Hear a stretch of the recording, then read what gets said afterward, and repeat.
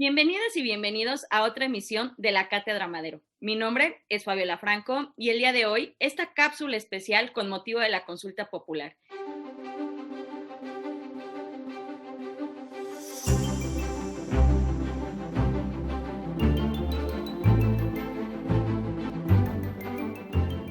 El día de hoy queremos saber mucho más de este instrumento, más allá del ejercicio que se llevará a cabo el próximo 1 de agosto. Para ello nos acompaña el maestro José Luis Mancilla Rosales, profesor de la Facultad de Derecho de la UNAM. Maestro Mancilla, vamos a comenzar. Y para abrir esta entrevista y que el público que nos pueda ver tenga más claridad hasta dónde podemos participar en nuestro sistema democrático, ¿qué instrumentos de la participación ciudadana existen en nuestra democracia? Y pues sea muy bienvenido a este espacio. Muchas gracias, estimada Fabiola, y desde luego agradezco al Instituto Nacional Electoral, a la propia Facultad de Ciencias Políticas Sociales de nuestra Universidad Nacional y desde luego poder compartir con ustedes en este espacio algunas reflexiones sobre estos mecanismos de participación ciudadana. Bien, en términos de lo que nosotros tradicionalmente conocemos en los ejercicios democráticos de los estados democráticos contemporáneos, encontramos diversas formas de participación de la ciudadanía. Y aquí nada más quiero hacer una delimitación muy importante, porque además de el aspecto estrictamente jurídico, sí es importante también el aspecto político-social, es decir, cómo entendemos esta idea de ciudadanía, porque a veces las personas creen que hablar de ciudadanía genéricamente es todo mundo podemos hacerlo. Y aquí hay un elemento muy importante. Cuando hablamos de ciudadanía en estos mecanismos de participación, es fundamental tener en cuenta que en el caso mexicano, los ciudadanos son aquellos mexicanos que tienen 18 años cumplidos y un modo honesto de vivir. Lo señala de esa forma nuestra Constitución.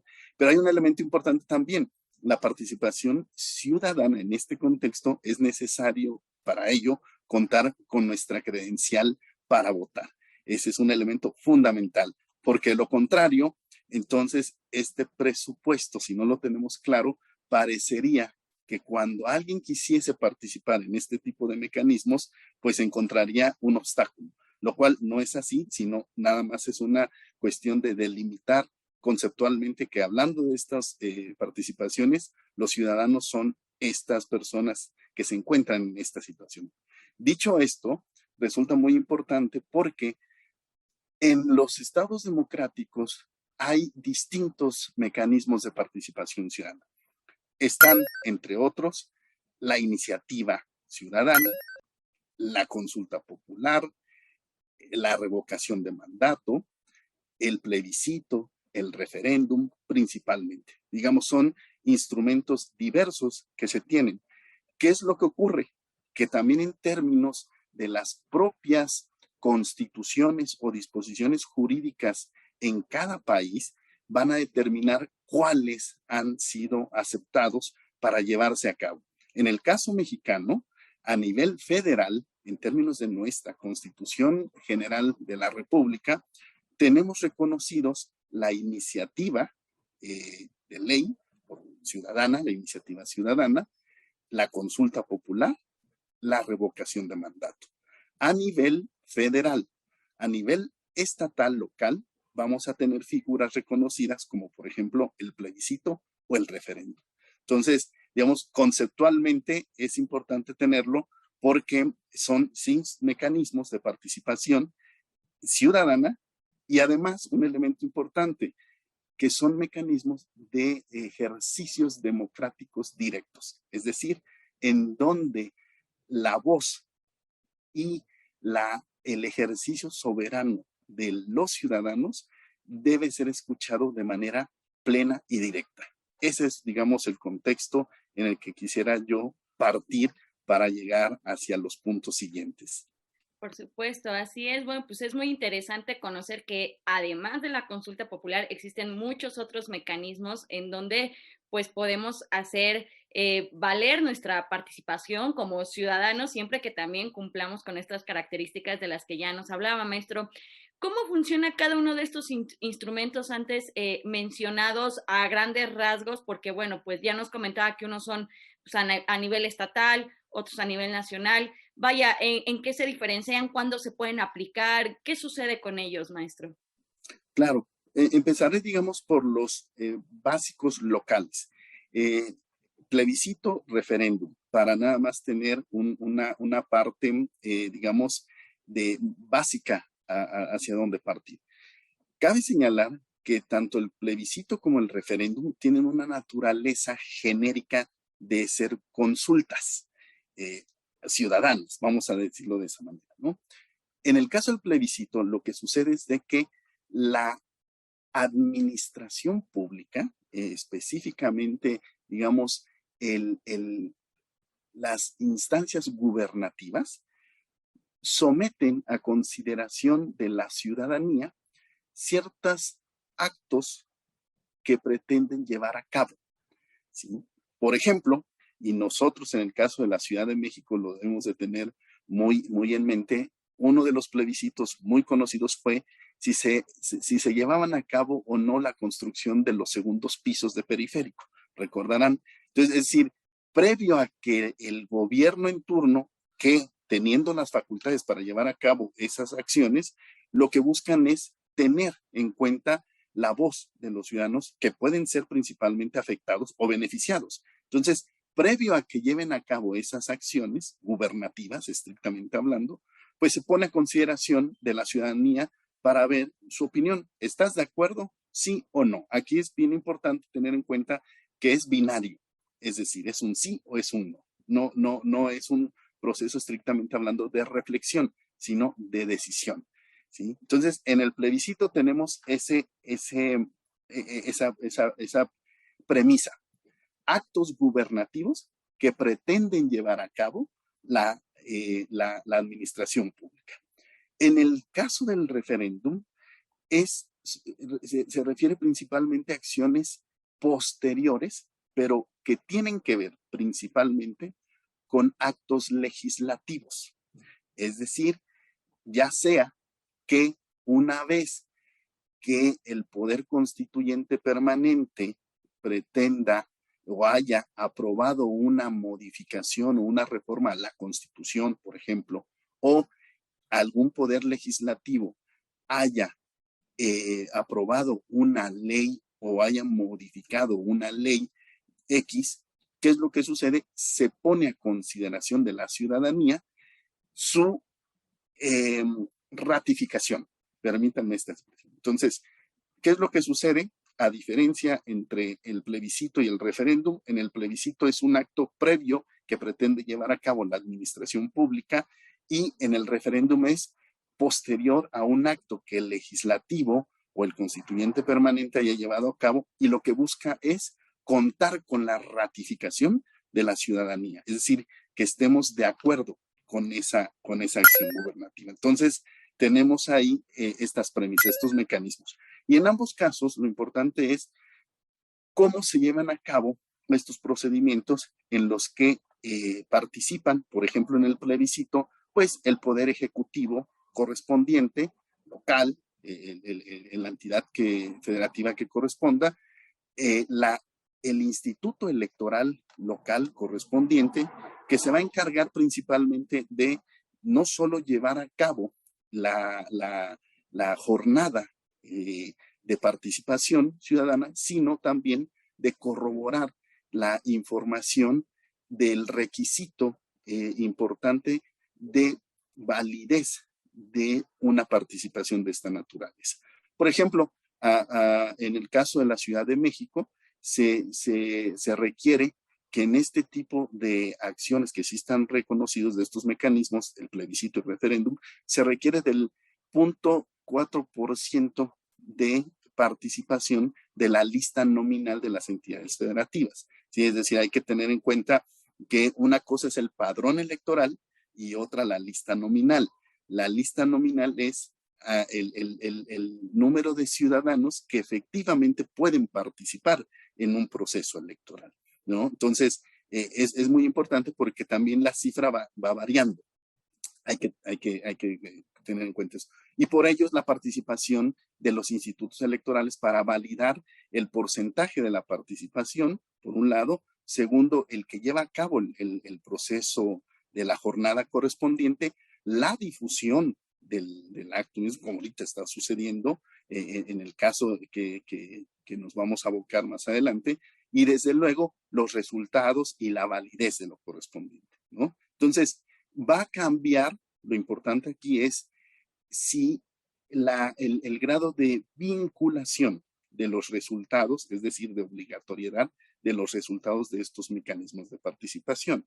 Entonces, ahí es muy importante tener en cuenta que con independencia del aspecto meramente formal jurídico, la trascendencia es la voz de los ciudadanos que se manifiestan sobre un acto o una acción en particular.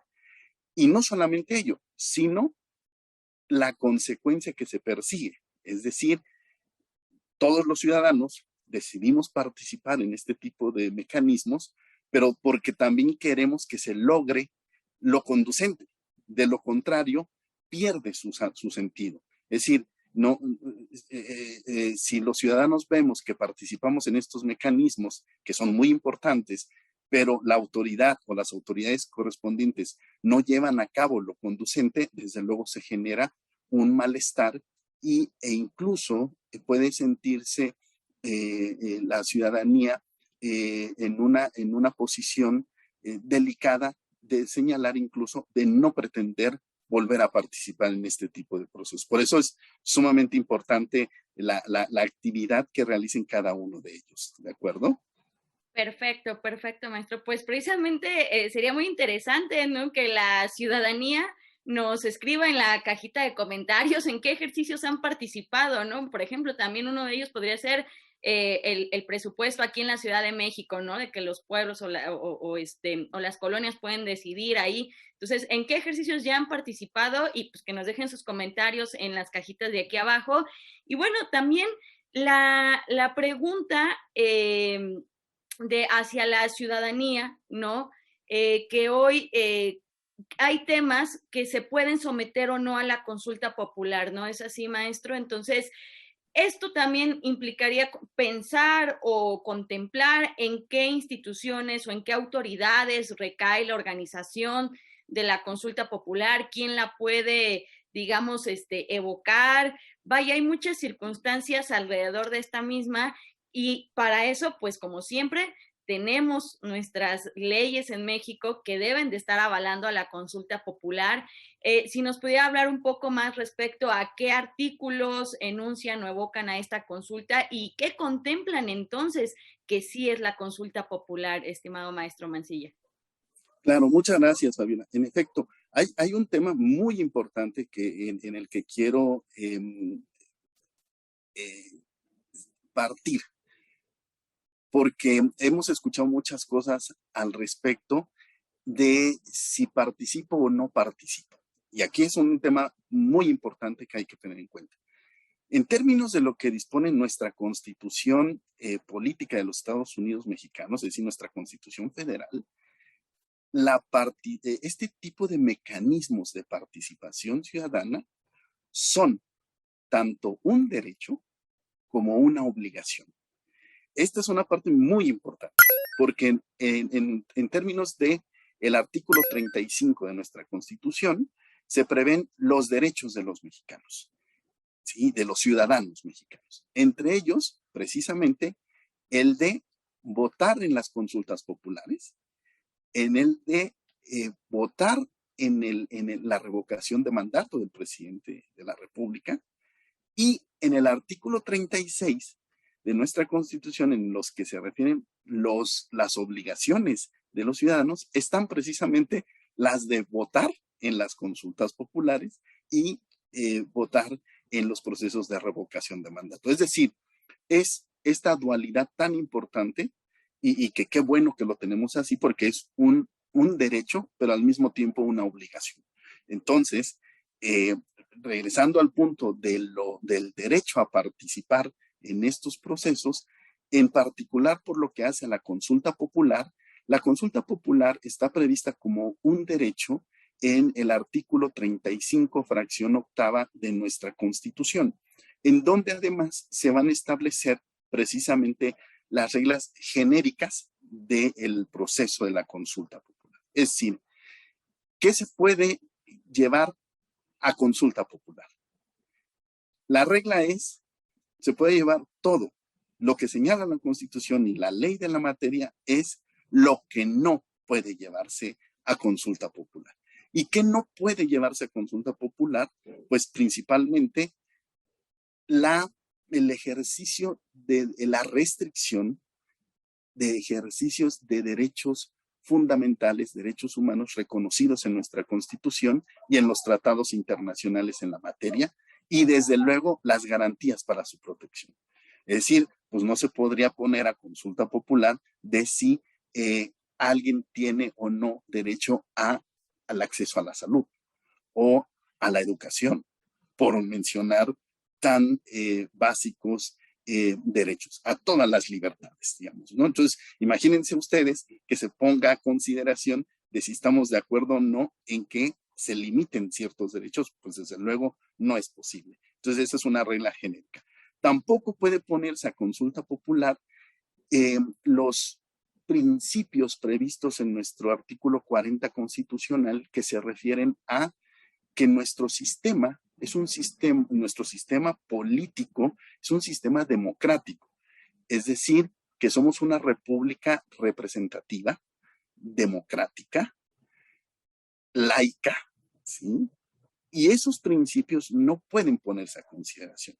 Es decir, pareciera, permítanme hacer un tecnicismo constitucional aquí, que nuestra Constitución, en este sentido, delimita lo que se conocen como una cláusula cerrada, es decir, no puede ponerse a consideración, por ejemplo, que cambiemos de un sistema republicano a un sistema monárquico, por ejemplo, ¿no? Nada más fácil. Entonces, lo que busca precisamente nuestra Constitución también es limitar que se ponga a consulta popular, por ejemplo, cuestiones o aspectos que tienen que ver con las Fuerzas Armadas, la seguridad nacional, aspectos que tienen que ver con elementos tributarios, fiscales, porque desde luego, aquí la pregunta obvia es, y dicen muchos, imagínense que pusiéramos a consulta pública si los mexicanos queremos o no queremos pagar impuestos. Pues ya sabemos cuál podría ser la respuesta. Sin embargo, nos quedaríamos sin, o el Estado mexicano se quedaría sin los recursos necesarios para cumplir con sus fines, ¿no? Entonces, ese tipo de planteamientos no pueden ser consultados.